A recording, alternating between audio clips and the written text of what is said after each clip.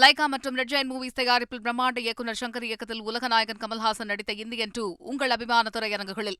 தமிழக பாஜக தலைவர் அண்ணாமலை வரும் தேர்தலில் எந்த தொகுதியில் நின்றாலும் தோல்வியை தான் பெறுவார் என மாணிக்கம் தாகூர் பேட்டியளித்துள்ளார். பாஜகவனுடைய கூட்டணியா அன்புமணி இருக்காரு.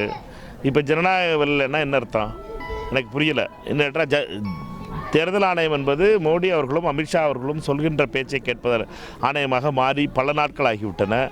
அவர்களை பொறுத்தமட்டில் அவர்கள் என்ன சொல்கிறார்களோ அதைத்தான் தேர்தல் ஆணையம் செய்கிறது.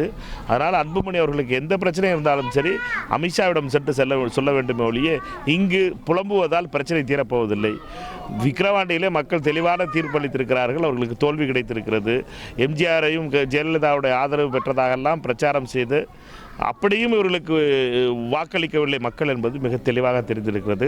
லைகா மற்றும் ரெட் ஜெயண்ட் மூவிஸ் தயாரிப்பில் பிரம்மாண்ட இயக்குநர் சங்கர் இயக்கத்தில் உலகநாயகன் கமல்ஹாசன் நடித்த இந்தியன் 2 உங்கள் அபிமான திரையரங்குகளில்.